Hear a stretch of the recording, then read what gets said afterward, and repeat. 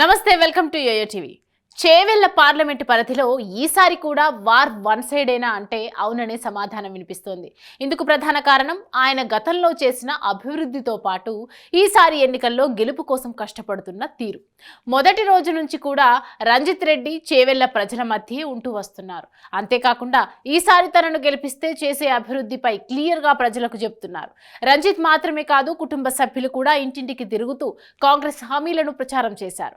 రంజిత్ రెడ్డి కూడా తనను ఈసారి గెలిపిస్తే చేవెళ్ల పార్లమెంటు పరిధిలో ప్రతి అర్హుడికి 6 గ్యారంటీలకు తీసుకువచ్చేందుకు తాను పూర్తి స్థాయిలో కృషి చేస్తానని పేర్కొన్నారు. తన ప్రాంతంలో ప్రతి ఇంటికి సంక్షేమం అందేదాకా తాను నిద్రపోనని ఆయన వ్యాఖ్యానించారు. చేవెళ్ల వైవిధ్యభరితమైందని చెప్పారు. ఎందుకంటే తమ ప్రాంతం నుంచి హైదరాబాద్ నగరానికి కూరగాయలు, పువ్వుల నుంచి సాఫ్ట్వేర్ దాకా ఎగుమతి చేస్తుందని చెప్పారు. హైదరాబాద్ మహానగర వంటింట్ల కూరలు తమయేనని, దేవునింట్ల పువ్వులు తమవేనని, కంప్యూటర్లలో సాఫ్ట్వేర్ కూడా మనవేనని నొక్కి చెప్పారు. తాను ఎంత అదృష్టవంతుని అయితే ఈ ఇంత గొప్ప నియోజకవర్గానికి ఎంపీని అవుతానని గుర్తు చేశారు. ఈ అదృష్టం చేవెళ్ల ప్రజలు ఇచ్చిన అవకాశమని, అదే అదృష్టం ప్రతి చేవెళ్ల బిడ్డ కళ్ళల్లో చూసేదాకా తాను ప్రజాక్షేత్రంలో ఉంటానని వివరించారు.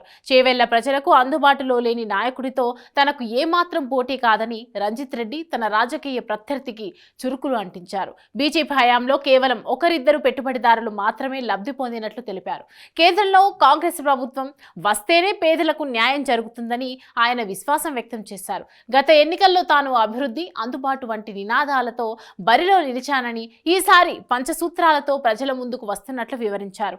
అభివృద్ధి, అందుబాటు, విద్య, వైద్యం, సంక్షేమం అని చెప్పుకొచ్చారు. సంపద సృష్టించి దాన్ని పేదలకు పంచడమే తన ఎజెండా అని రంజిత్ రెడ్డి స్పష్టం చేశారు. ఇప్పటి వరకు రంజిత్ రెడ్డి ప్రసంగాలు, సభలకు మంచి ఆదరణ లభించింది.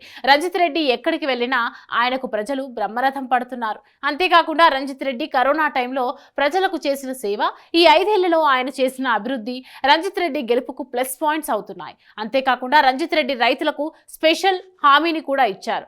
తాను గెలిచిన వెంటనే రైతులకు కోల్డ్ స్టోరేజ్లు ఏర్పాటు చేస్తామని చెప్పారు. ఇవన్నీ కూడా రంజిత్ రెడ్డి గెలుపునకు స్పష్టం చేస్తున్నాయనడంలో ఎలాంటి సందేహం లేదు.